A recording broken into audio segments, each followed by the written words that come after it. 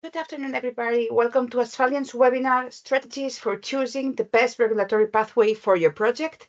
Before starting, a couple of things to take into consideration.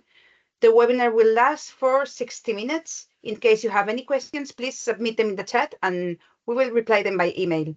We will also send you the presentation per email as well as the link to the recording shortly. And now it's my pleasure to introduce our speakers today from the Medical Devices Unit. Talita Carteano, she's Medical Device Director and Lead Auditor. Talita holds a Mechanical Engineer degree with a Master in Biomedical Engineer, a background in R&D Management and Regulatory Affairs, including Device Design and Development, Project Management and Quality Management Systems.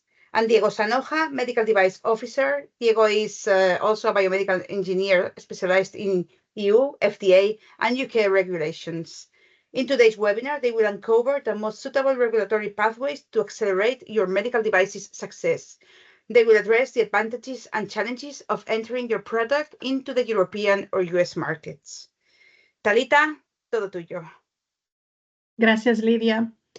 Muy bien, pues empezaremos con unas pequeñas introducciones de qué es el mercado europeo y qué es el mercado estadounidense para que podáis entender exactamente de una manera global qué es poner un producto en estos mercados y teniendo en cuenta también cada uno de los detalles en cuanto a qué es que se tiene que tener en cuenta para ello. Empezando con la Unión Europea. Es verdad que trataremos algunos puntos bastante básicos y me gustaría empezar por qué es el mercado CE, ¿no?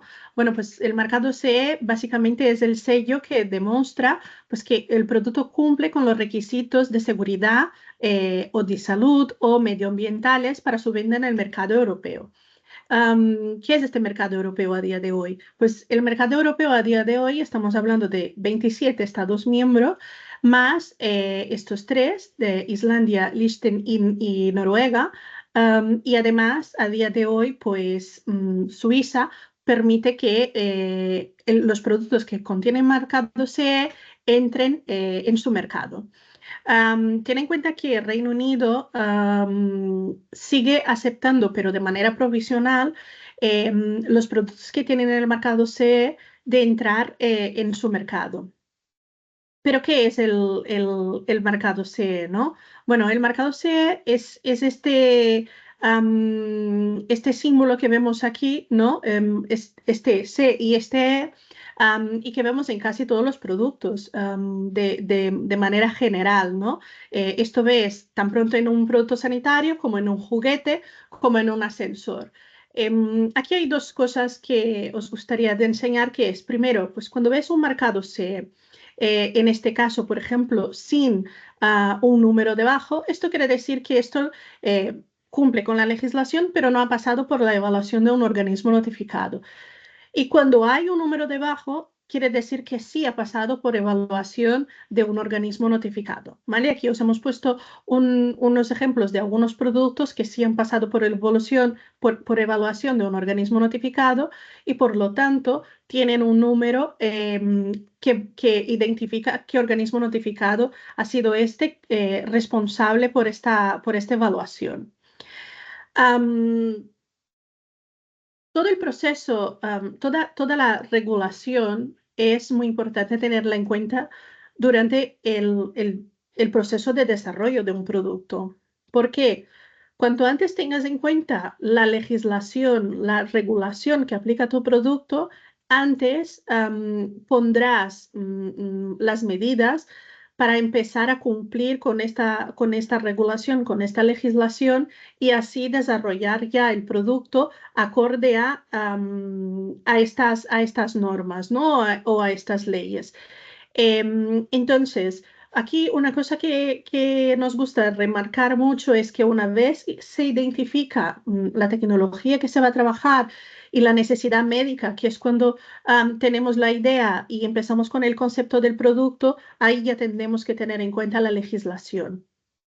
Y cuando decimos tener en cuenta la legislación en general, es tener en cuenta a lo mejor en qué mercados queremos poner este producto, ¿no? Y de ahí viene esta discusión que queremos tener a día de hoy, porque hemos identificado con muchos de nuestros clientes que hay una inquietud en cuanto a cuál es el mejor mercado para poner mi producto inicialmente, ¿no? Si empiezo por Europa o si empiezo por Estados Unidos.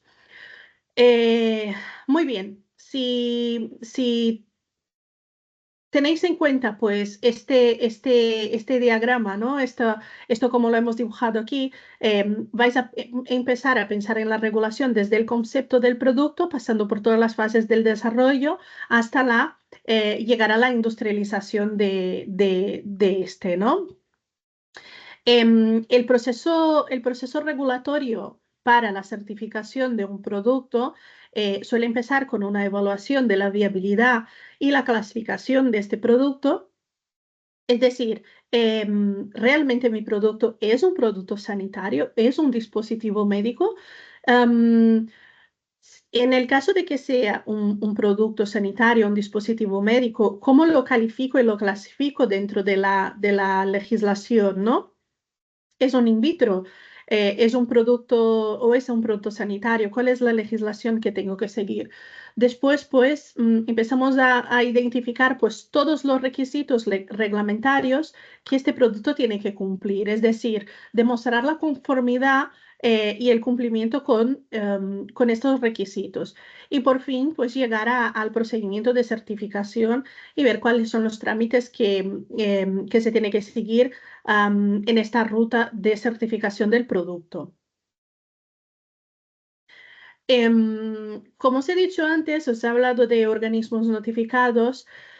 Es importante tener en cuenta pues, que cuando tenemos un producto sanitario en Europa, tenemos que considerar que hay una parte de un organismo público que tenemos que seguir a la hora de poner este producto en el mercado, que en el caso de España estamos hablando de la Agencia Española de Medicamentos y Productos Sanitarios.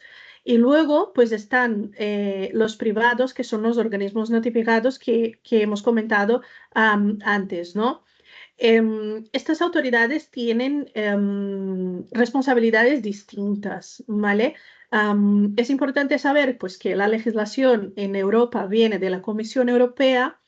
Una vez esta legislación está publicada y está en vigor, en el caso de Europa, pues el organismo público, en este caso la Agencia Española de Medicamentos y Productos Sanitarios, pues tiene una responsabilidad, por ejemplo, de velar por la seguridad y la vigilancia de estos productos. En este caso, pues establecer unos requisitos nacionales.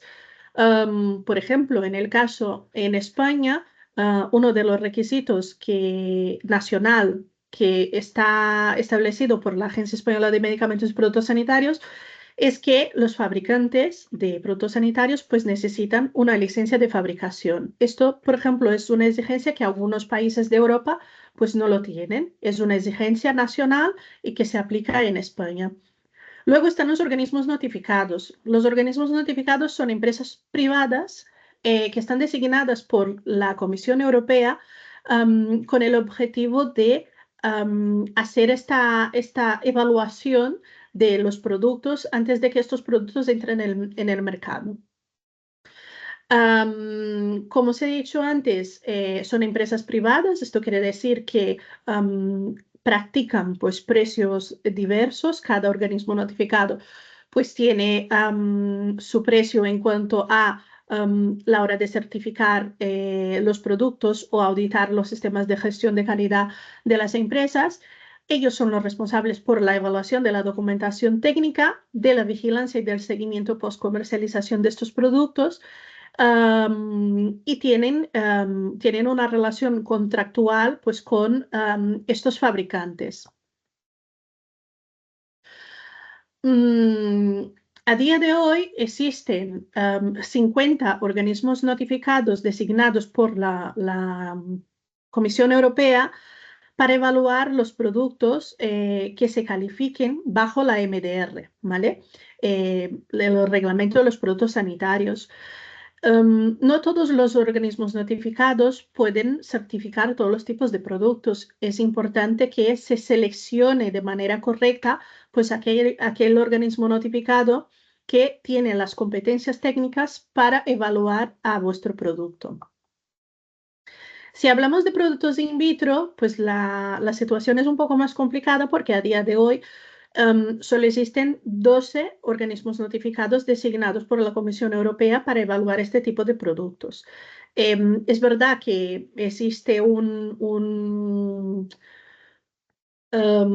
movimentación en el mercado y que los organismos notificados están intentando tener esta designación por parte de la Comisión Europea, pero sabemos que es un proceso largo, es un proceso bastante burocrático por el que tienen que pasar los organismos notificados para recibir esta designación y por lo tanto, en el caso de in vitro, a día de hoy solo hay 12 organismos notificados. Pasa lo mismo que con los productos sanitarios.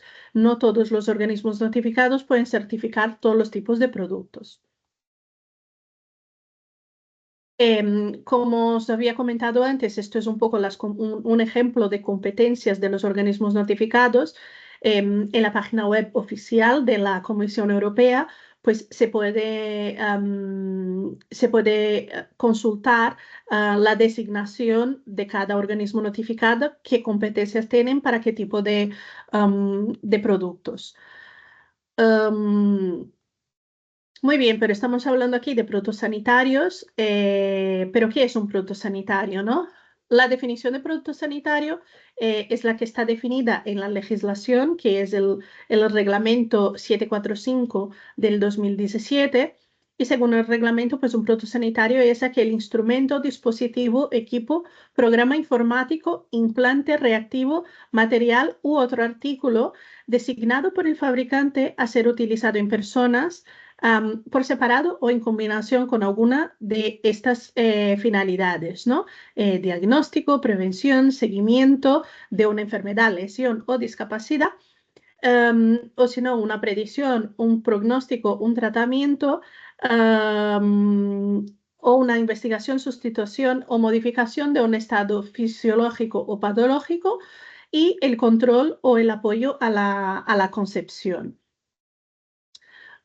Estos son algunos ejemplos de protosanitarios para que veáis pues, que un protosanitario puede ser desde una tirita hasta una crema o mismo un reloj digital. Y luego está la definición de in vitro, que está definida por el reglamento de diagnóstico in vitro, que dice que es aquel producto que está destinado por el fabricante a ser utilizado in vitro para el estudio de muestras procedentes del cuerpo humano y para aportar informaciones pues, relativa a un proceso o estado fisiológico patológico, relativa a deficiencias físicas, mentales o congénitas, relativa a la predisposición a una dolencia o enfermedad, para determinar la seguridad y la compatibilidad con posibles receptores, para predecir la respuesta o reacción al tratamiento y para establecer o supervisar las medidas terapéuticas. Estos son algunos ejemplos de productos sanitarios para el diagnóstico in vitro y como podéis ver, pues hay una pantalla azul aquí que es como representamos los softwares, que son software puramente, que no tienen ningún hardware por detrás.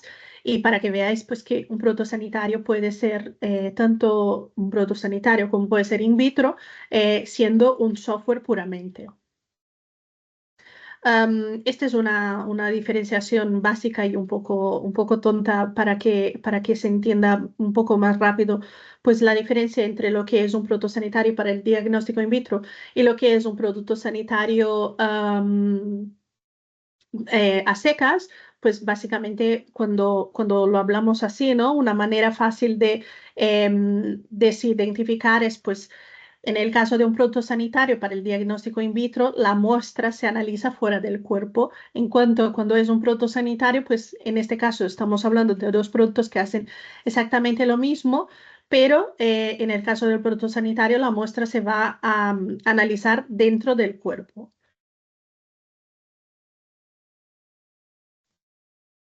Luego tenemos aquí unos productos que son frontera.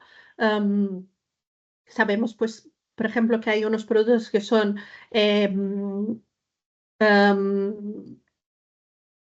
cremas solares, que son cosméticos, pero hay productos hay de estos que también son productos sanitarios.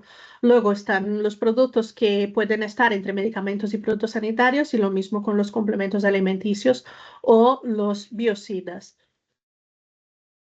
Es importante que estos productos tengan una indicación de uso muy bien establecida, para que se pueda definir, para que se pueda calificar el producto como producto sanitario o como una de otros, cualquier una de estas otras calificaciones, sobre todo para atender a la legislación que aplica.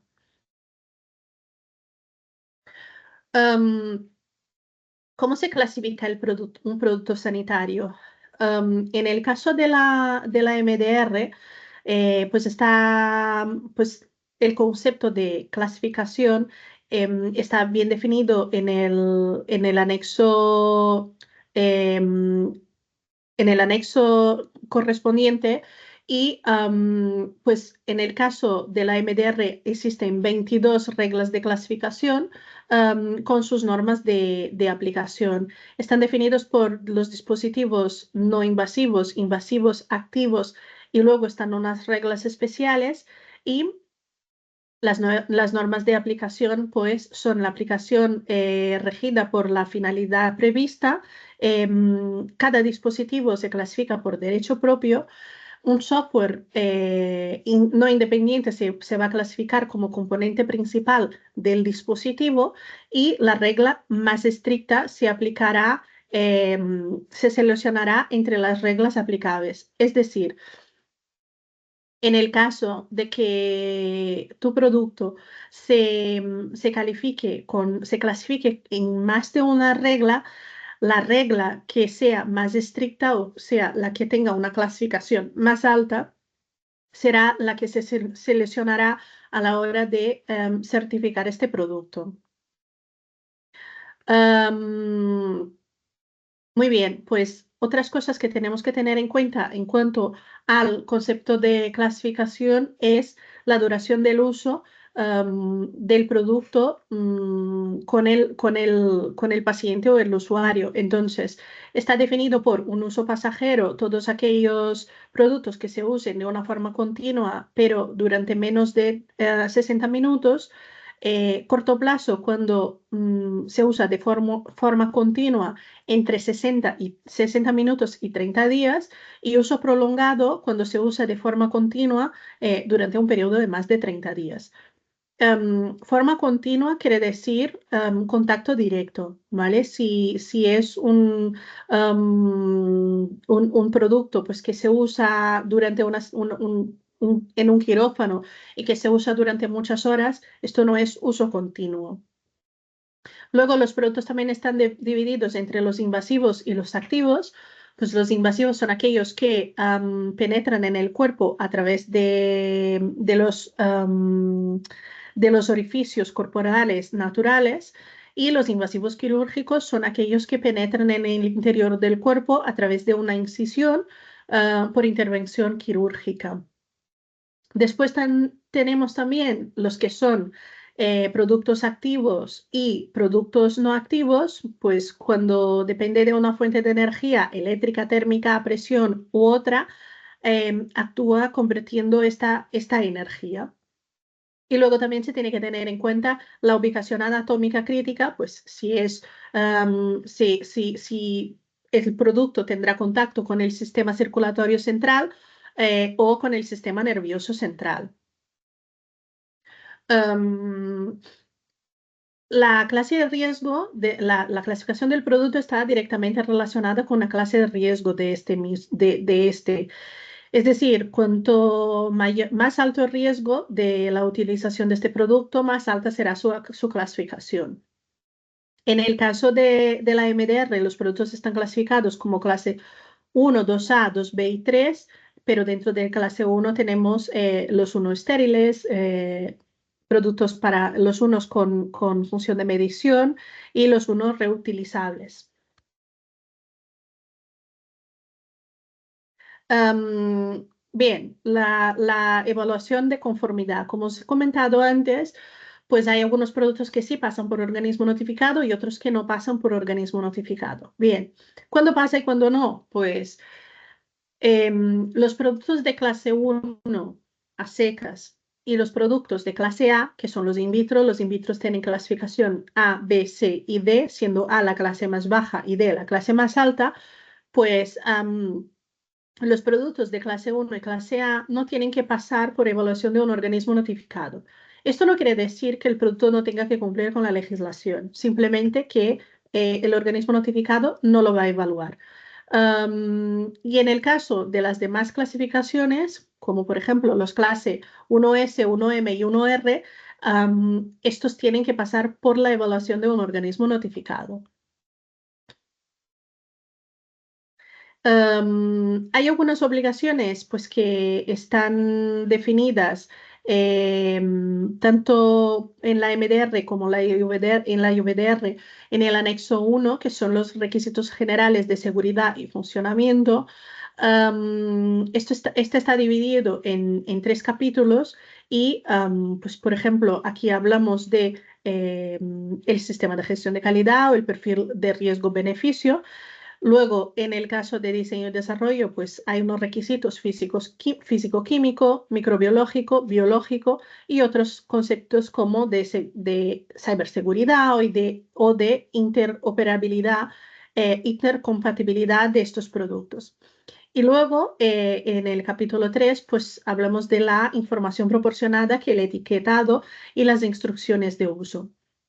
También es muy importante que hay que tener en cuenta durante todo el proceso las exigencias en cuanto a la evaluación clínica o la evaluación de funcionamiento y el análisis de riesgo.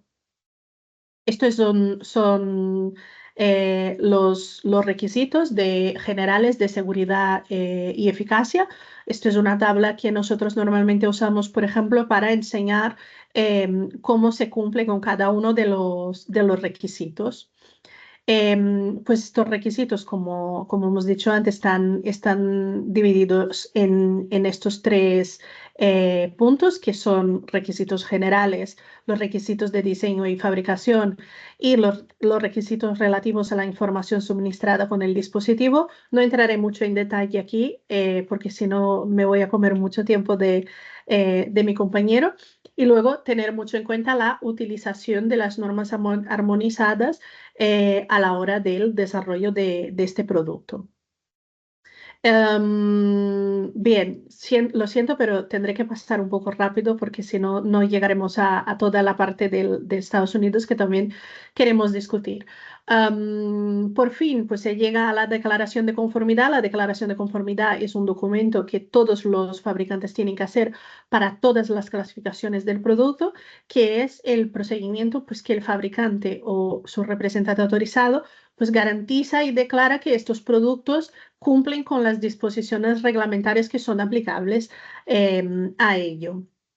Aquí os ponemos un poco cómo es el proceso de certificación completo para el mercado CE. Pues empezamos con una identificación de los requisitos aplicables, pasando por una identificación de la ruta de conformidad, después la compilación de la documentación técnica, empezamos con luego la declaración de conformidad y la marca CE,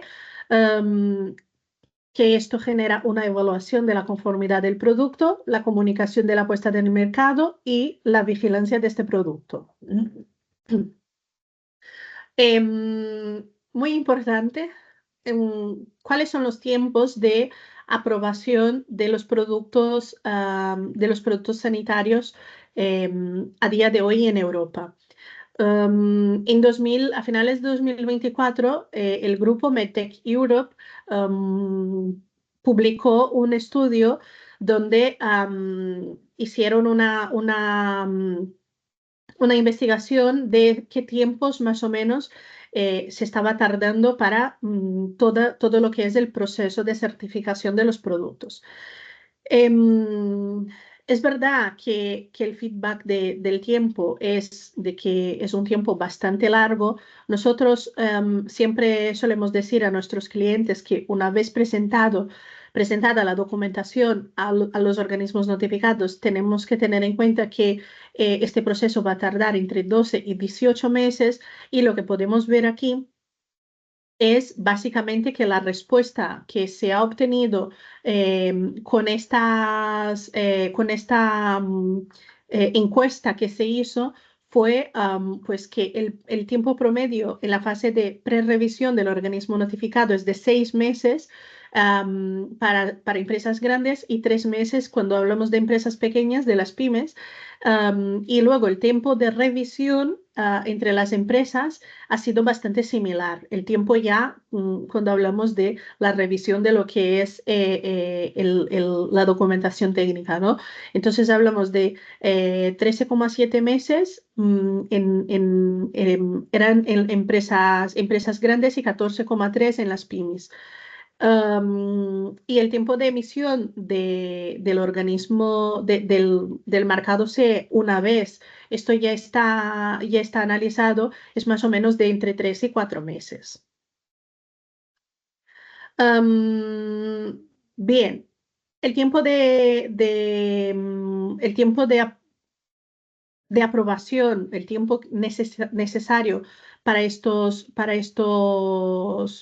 certificados es aquí más o menos en un gráfico hemos puesto pues la certificación del QMS en naranja y de la MDR en verde y podéis ver que es más o menos lo que habíamos dicho, ¿no? Es un tiempo que al final seguimos diciendo a nuestros clientes que entre 12 y 18 meses para ir más asegurados, ¿no?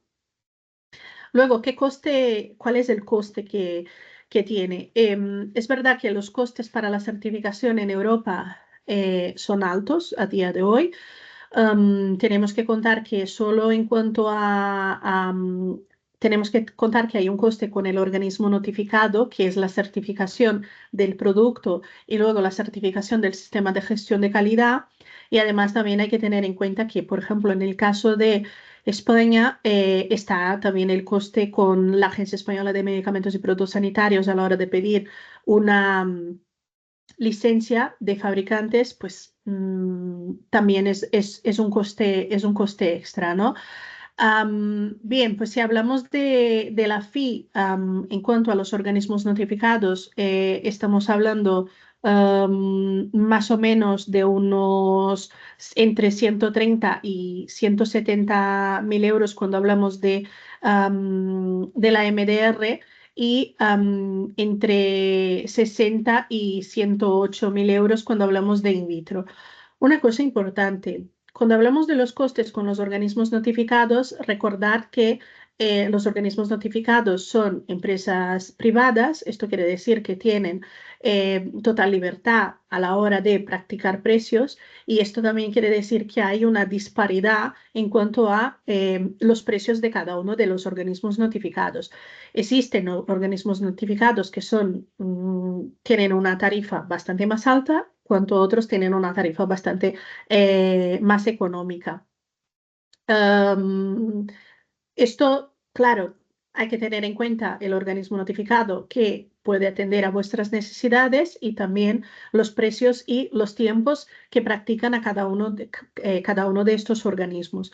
Es una estrategia importante, es una estrategia que se tiene que tener en cuenta en el momento que empezáis a desarrollar la documentación técnica de vuestro producto, porque esto puede afectar al final, ¿no? Es decir, a lo mejor puedo encontrar un organismo notificado, pues que un precio bastante más económico, pero que me tarde más, o uno que sea bastante más caro y me tarde un poco menos, o que sea bastante más caro y me tarde mucho menos en evaluar la documentación técnica.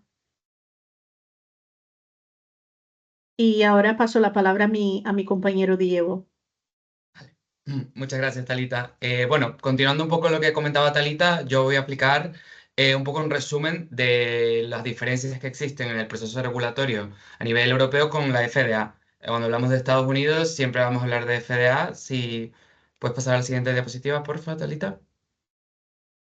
Cuando hablamos de Estados Unidos es importante siempre mencionar a la FDA. Aquí no contamos con estas entidades privadas que serían los organismos notificados, sino que estaría todo centralizado a través de la FDA. La FDA, sin embargo, es una estructura global a nivel de agencia gubernamental que tiene diferentes centros para diferentes tipos de productos que son regulados por esta entidad. Entonces, cuando hablamos de productos sanitarios, aunque hablemos de la FDA, siempre nos vamos a estar refiriendo al CDRH o Center for Devices and Radiological Health, que es el centro que se encarga de la aprobación y la certificación de productos sanitarios. Esto no significa que no tengamos que lidiar con otros de los centros. Cuando hablamos de productos combinados o productos frontera, también es probable que tengamos que involucrar a otros centros, como el Centro de Biológicos, que sería el CBR, o el Centro para Fármacos, que sería el Center for Drug Evaluation and Research, el CIDR.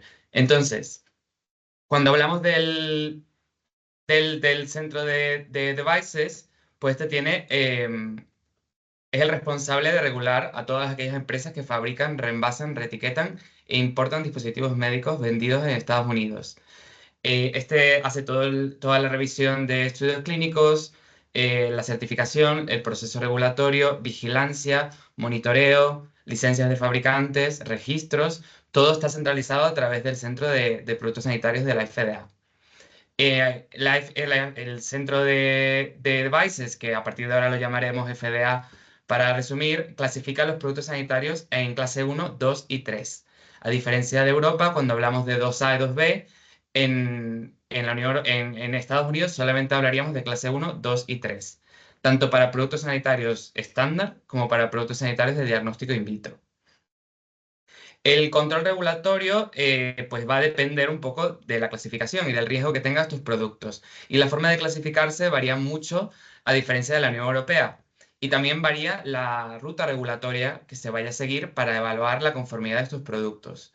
Asimismo, la mayoría de los productos de clase 1 están exentos de notificación a la FDA o lo que llamamos notificación previa a la comercialización. Puede ser un 510K, PMA, de novo, que lo hablaremos más adelante. Pero la mayoría de estos dispositivos están exentos de notificación. Luego, los productos de clase 2, la mayoría, por no decir todos, porque no es así, requieren lo que se llama de un 510K o una Pre-Market Notification. Y luego tenemos a los clase 3 del mayor riesgo, en los que la mayoría requieren de una aprobación previa a la comercialización, o Pre-Market Approval, o también llamado comúnmente PMA. En el sitio web de la FDA se puede ver en su sección de clasificación de productos sanitarios toda la descripción y la base de datos de clasificación de todos los productos, así como todos los tipos de categorías que existen para cada tipo de producto. Esto significa que, a diferencia de la Unión Europea, donde tenemos el anexo 8 con las reglas de clasificación, en Estados Unidos contamos con diferentes secciones de la legislación, con diferentes códigos de productos que van por categoría de producto.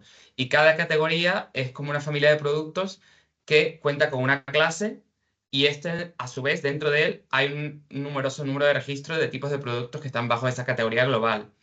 Entonces no tenemos unas reglas por la que ceñirnos, sino categorías en donde tenemos que ver dónde nuestro producto encaja. Pasando sí, a la siguiente diapositiva, aquí podemos hablar de los requisitos, no, perdón, a la anterior. Los diferentes requisitos, tanto generales como especiales, que se tienen que cumplir como fabricantes de productos sanitarios en Estados Unidos. Aquí es un pequeño resumen de todo lo que se tiene que cumplir para la mayoría de los productos. Tenemos los requisitos generales, que sería el Establishment Registration y el Medical Device Listing, que sería un poco el equivalente a lo que comentaba Talita en España como la licencia de fabricante. Es un poco el registro de que ese fabricante opera en España, opera en Estados Unidos, y si es un fabricante extranjero que cuenta con un US Agent presencial en Estados Unidos. Y el Medical Device Listing es, una vez esté certificado, aprobado el producto, el registro en la base de datos de la FDA.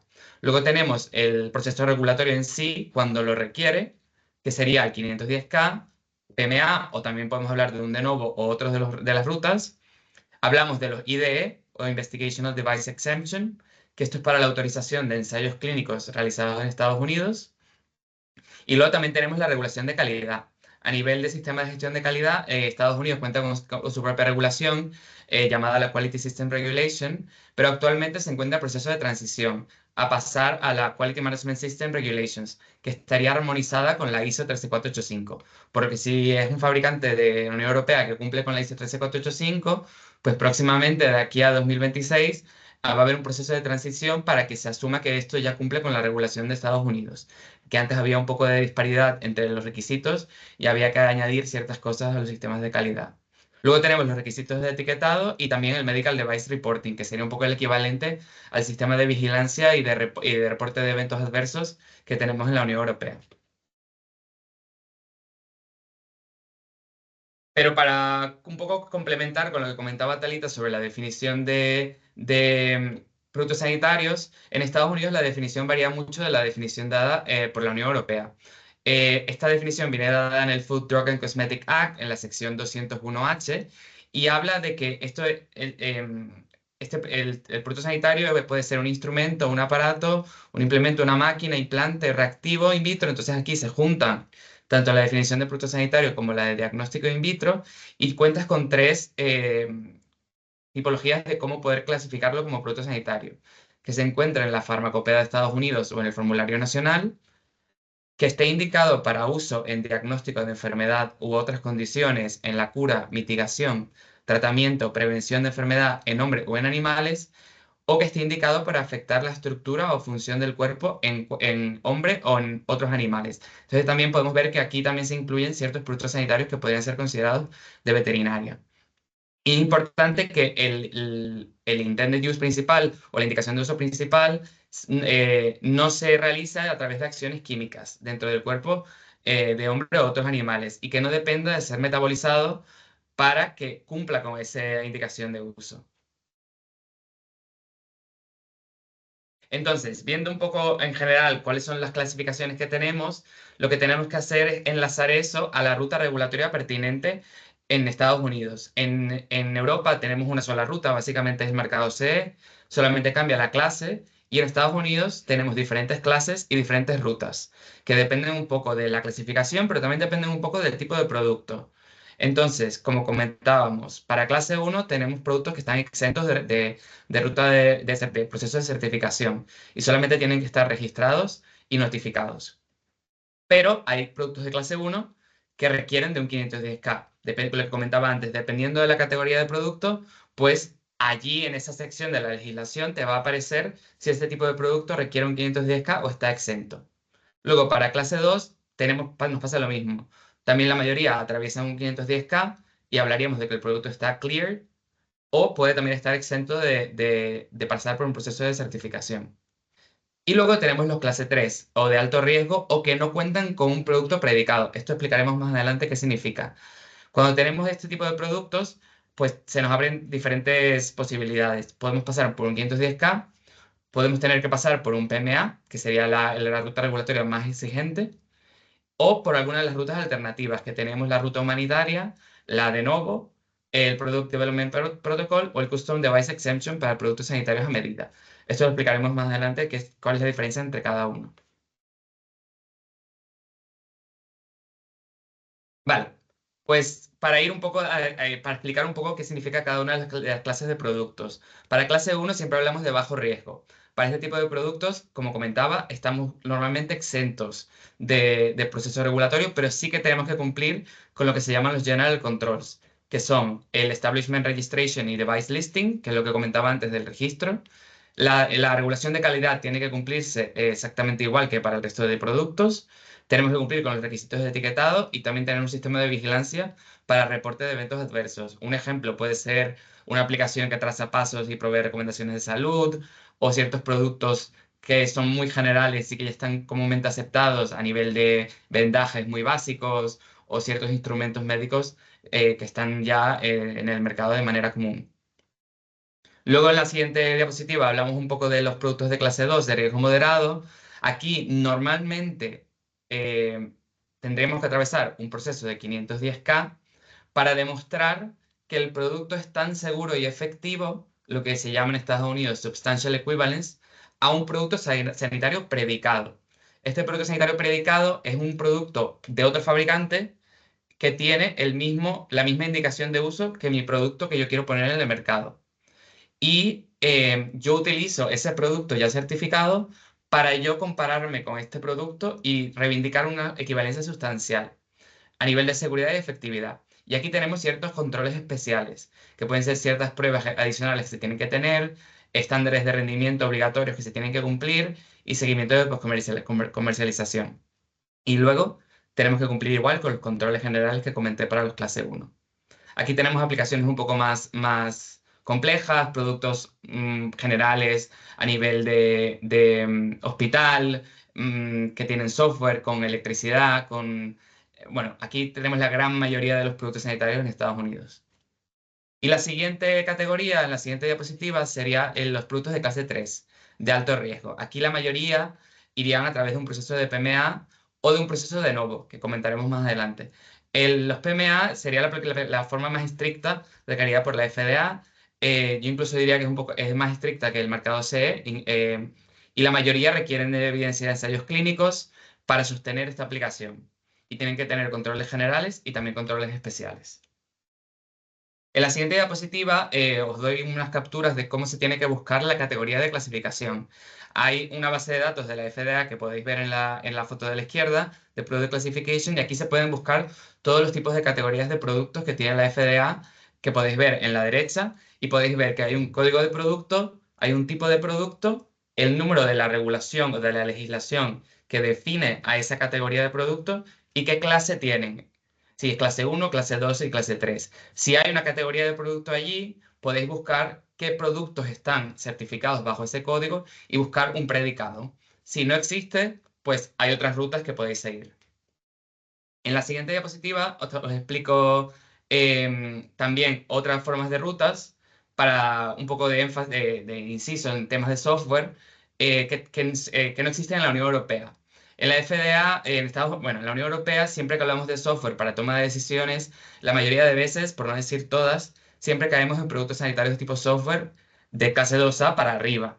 En Estados Unidos esto no ocurre todo el tiempo, porque en Estados Unidos existe una categoría, por así decirlo, llamado Non-Device Clinical Decision Support System. Para tú tener un producto sanitario de tipo software que no sea considerado un device y no tener que pasar por todos los requisitos de la FDA, el producto tiene que cumplir con cuatro criterios.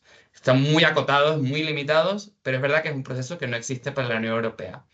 Este software no puede analizar imágenes, ni señales, ni patrones. Solamente tiene que mostrar información que normalmente se pueda comunicar entre profesionales sanitarios. Tiene que dar recomendaciones solamente, sin directivas ni outputs específicos. Y no puede ser la única base para que el profesional sanitario tome una decisión. Es decir, aquí podemos encontrar, por ejemplo, calculadoras médicas de scores que comúnmente están aceptadas con consenso científico, ciertos cálculos, fórmulas que normalmente se pueden utilizar en la práctica médica y se pueden automatizar en una aplicación, por así decirlo. Esto podría ser un ejemplo de non-device CDS. También en la siguiente diapositiva os pongo también ejemplos de otra categoría que serían los softwares de tipo wellness, que tampoco existen en la Unión Europea oficialmente en la legislación. En Estados Unidos sí que hay una guía y una regla de la FDA para productos de tipo wellness, que son aquellos que están considerados para mantener el estado general de salud o el estilo de vida saludable. Y podemos aquí hablar de temas de manejo de peso, estrés, estado cognitivo, autoestima, manejo del sueño, función sexual. Aquí hay que tener mucho cuidado con los claims y la indicación de uso que se le dé al producto. Es decir, podemos pasar muy fácilmente a un producto sanitario si pasamos de manejo de peso a tratamiento de obesidad. O si hablamos de estado cognitivo a tratamiento a trastorno generalizado de ansiedad. Aquí hay una distinción muy diferente y muy importante a la hora de ver si se clasifica como software wellness o no. Importante en esta parte que los software wellness sí que son considerados productos sanitarios, solamente que la FDA toma la decisión de no regularlos. Y en la siguiente diapositiva os hago un poco resumen de todos los procesos de categoría que podríamos tener. Aquí nos faltaría el de custom made, de exención humanitaria, pero estos serían los principales. Hablamos del 510K, tiene que tener equivalencia, de novo, cuando no hay un predicado y es un producto nuevo, pero no es de alto riesgo, y PMA para productos de alto riesgo. Y luego tenemos estos últimos que comenté a nivel de software.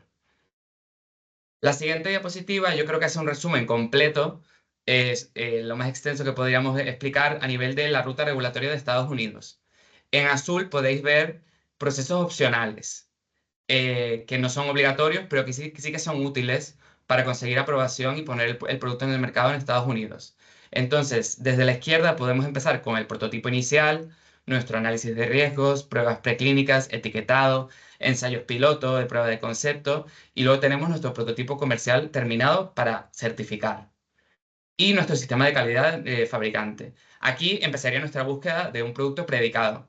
Siempre la ruta ideal sería un 510K porque es la más sencilla. Entonces siempre se intentaría buscar primero un producto predicado. Aquí se seleccionaría la ruta y tenemos opciones. Podemos hacer un Request for Designation, un Pre-Request for Designation, una Pre-Submission Meeting o un 513G. Esto lo explicaré más adelante, pero son reuniones o comunicaciones con la FDA para poder confirmar o no que la categoría de tu producto está correcta, que tu predicado está correcto, que tus pruebas preclínicas son suficientes para sostener tu mercado, tu aprobación en Estados Unidos, para preguntar sobre un estudio clínico o para autorizar un estudio clínico, que sería la ID. Entonces, luego de esto, ya cuando tengamos toda esta parte confirmada a nivel de categorización y de reuniones preliminares con la FDA, tenemos la designación estándar o lo que se llama Breakthrough Device Designation. Esto es una designación que hace la FDA para productos innovadores o que les interesa mucho que entren en el mercado en Estados Unidos y te da cierta facilidad y te da ciertas herramientas adicionales para poder entrar en el mercado y para el proceso regulatorio. Y luego tenemos ya los tipos de dosieres y de procesos que tenemos: de novo, 510K y PMA. Y luego ya los controles generales o especiales. En la siguiente diapositiva también hago un resumen bastante rápido de los tipos de pre-submission meeting que tenemos. Estas son reuniones para confirmar el ensayo clínico, confirmar si la regulación está correcta, si el approach que estoy teniendo para Estados Unidos va en el camino correcto, para preguntar cosas a la FDA o para informarle de ciertas cosas antes de tú hacer una submission final. En la parte de abajo os hago un poco el calendario de los tiempos de este tipo de reuniones, pero suele ser bastante rápido, estaríamos hablando de un proceso de un par de meses. En la siguiente diapositiva también os explico el proceso de Request for Designation o 513G, que son diferentes a la Pre-Submission. El Request for Designation es una respuesta formal y vinculante, y los Pre-Request for Designation no son vinculantes. Y este tipo de productos te facilitan la ruta regulatoria apropiada con la Oficina de Productos Combinados. Es decir, si yo tengo un producto, yo no sé si es un producto sanitario, si es un producto combinado, si es un medicamento o si no es nada, me interesa más ir por un Request for Designation o por un Pre-Request for Designation. Sin embargo, si yo ya sé que yo tengo un producto y yo quiero solamente confirmar que ha sido clasificado por los requisitos aplicables, que tengo un 510K y ya lo quiero confirmar, pues me interesaría más ir a un 513G, que es otro proceso, que este sí es de pago, donde la FDA te confirma o no la ruta regulatoria. Las pre-submission meetings son libres de tasas. En la siguiente diapositiva os hago un breve ejemplo de cómo buscar un predicado en la base de datos de la FDA. Aquí hay que seleccionar el panel de clasificación, la subparte más apropiada, los códigos de productos, luego te salen los productos autorizados bajo este código y puedes acceder a los resúmenes de los 510K e ir comparando tu producto con estos productos que están en el mercado y ver cuál sería un poco el más equivalente al producto que se quiere comercializar, que tiene que tener el mismo uso previsto y debería tener las mismas características tecnológicas o por lo menos el mismo nivel de seguridad y efectividad. Esto se resume en la siguiente diapositiva. Para tener un producto equivalente a sustancial, tengo dos opciones. Siempre tiene que tener el mismo uso previsto, pero puedo tener las mismas características tecnológicas, o diferencias tecnológicas, pero que no haya nuevas dudas sobre la seguridad y efectividad, que sea igual de seguro y efectivo que el predicado. Finalmente, en la siguiente diapositiva hago un breve ejemplo resumen del de novo y el PMA. Para el de novo, usualmente se hace cuando ya me han rechazado un 510K. Cuando me dicen que un producto no es sustancialmente equivalente a otro, o si yo ya directamente sé que no tengo un predicado. Y aquí sería un proceso parecido a un marcado CE, donde hay un dossier completo que se basa solamente en un producto y se envía a la FDA para su solución. Igual que con un PMA, solamente que el proceso es mucho más exhaustivo y mucho más extenso. A nivel de tiempos, en la siguiente diapositiva, os explico un poco los tiempos de revisión, que estos están regulados por ley. Para un 510K normalmente suelen ser 90 días y el proceso total puede llevar entre 3 y 6 meses. Para de novo hablamos ya de 150 días y entre 6 y 12 meses. Y para un PMA hablamos de 180 días y podemos hablar de un proceso que puede llevar entre 1 y 3 años, dependiendo de la complejidad del producto. Luego en la siguiente diapositiva hablamos de costes. Esto también está público por la FDA. Es el mismo coste para todos los tipos de productos. No hay diferentes tasas a nivel de Notified Body como en Europa. Esto se puede ver. Solamente hay tasas que diferencian a una empresa grande o una empresa pequeña. Te tienen que designar como empresa pequeña, tienes que cumplir unos requisitos específicos y vas a tener una tarifa diferente. Para 510K, para una empresa pequeña hablamos de $5.000 de tasa aproximadamente. Y para una empresa mediana o grande suelen ser 20.000. Para de novo hablamos de entre de $29.000 a $115.000. Y para un PMA hablamos de $110.000 a $440.000 en la tasa estándar. Luego, como consejos generales, pues un poco para finalizar un poco el webinar, lo importante es entender las diferencias, entender que no se puede asumir que un producto aprobado en Europa va a ser aprobado en Estados Unidos de la misma forma, con la misma clase, con la misma ruta. Se pueden necesitar evidencias completamente distintas y requisitos completamente distintos. Se necesita planificar con antelación. Ya habéis visto que hay muchísimas rutas y muchísimas opciones. Y es importante tener en cuenta que el proceso de PMA, si toca, es muy exhaustivo y es muy complicado, por lo que también se tiene que tener con antelación. Asimismo, se tienen que reunir datos clínicos sólidos. En Estados Unidos, a nivel de evidencia clínica, no nos da tiempo hoy con el scope del webinar, pero a nivel de evidencia clínica, en Estados Unidos sí que hay unas evidencias y unos criterios diferentes a nivel europeo. ¿De dónde proviene la evidencia clínica? Que sea equivalente a la población americana, que cumpla con los requisitos de Estados Unidos. Entonces, aquí hay cierta distinción que se tiene que tomar en cuenta y asegurar el cumplimiento a nivel de calidad en los dos entornos al mismo tiempo, básicamente. Y luego, Talita, para la siguiente... Sí. Sí, en cuanto a unas conclusiones, pues hemos visto que ambos marcos regulatorios presentan desafíos únicos y requieren un alto nivel de evidencia clínica y del cumplimiento normativo. Tanto la MDR y la IVDR de la Unión Europea se enfoca en una evaluación exhaustiva de la seguridad y el rendimiento y la vigilancia post-comercialización, mientras que la FDA de Estados Unidos pues destaca la equivalencia sustancial a través del proceso del 510K o el riguroso proceso del PMA, que es el Pre-Market Approval. ¿Qué hemos visto? Pues que no hay atajos, cada entorno regulatorio pues tiene unos requisitos específicos que son igualmente exigentes según el tipo de dispositivo médico. Remarcamos algunas diferencias aquí entre un proceso y el otro, pues, por ejemplo, la MDR y la IVDR requieren esta evidencia clínica robusta, un sistema de gestión de calidad riguroso y una vigilancia post-comercialización obligatoria. En cuanto, pues, en la FDA, pues, existe este proceso que es el 510K, que se puede, en el caso de que se pueda demostrar una equivalencia sustancial con un producto que ya está aprobado, pues el proceso es un poco más sencillo para poner este producto en el mercado. Pero también está el proceso del PMA, que son para productos de altos riesgos, que estos sí necesitan unos estudios clínicos extensivos. Luego está el cumplimiento del sistema de gestión de calidad, que, como ha comentado Diego antes,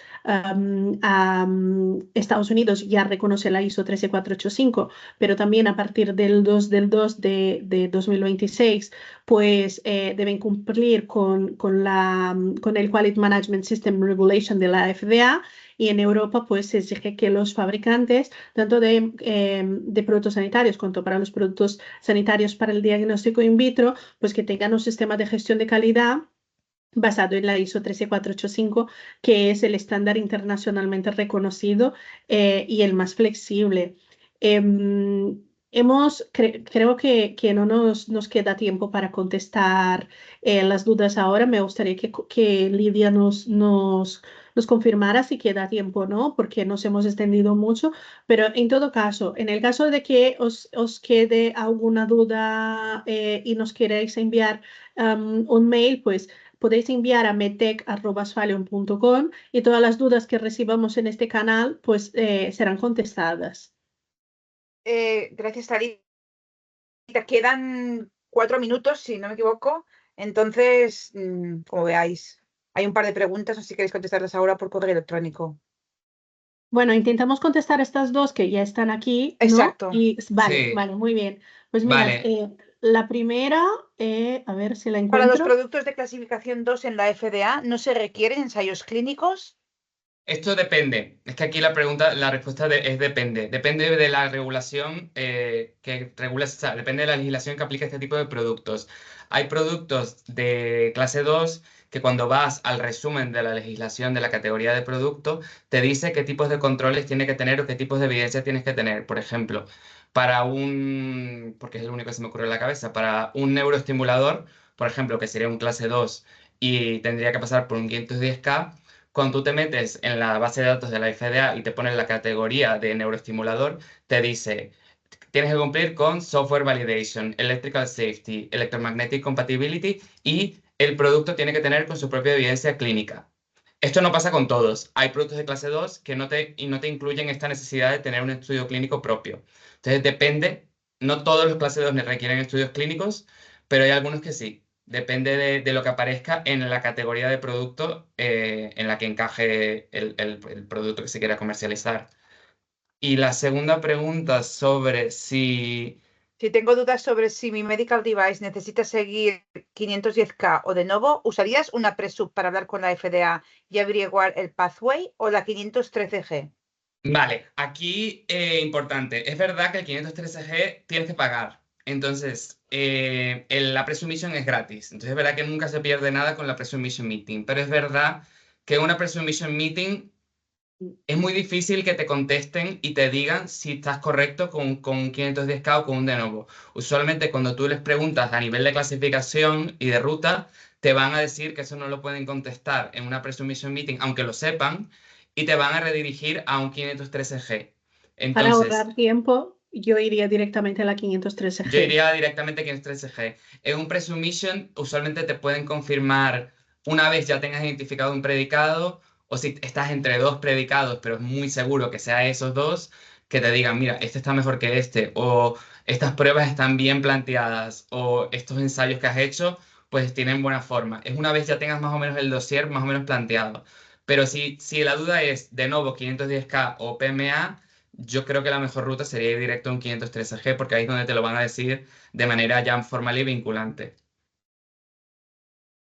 Muy bien, Fenomenal, pues chicos. Muchísimas gracias, Talita y Diego, por este fantástico webinar. Ha quedado todo súper claro.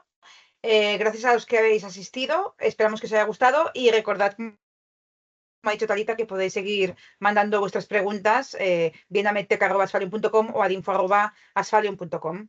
Muchísimas gracias a gracias y buena todos. Muchas tarde. gracias.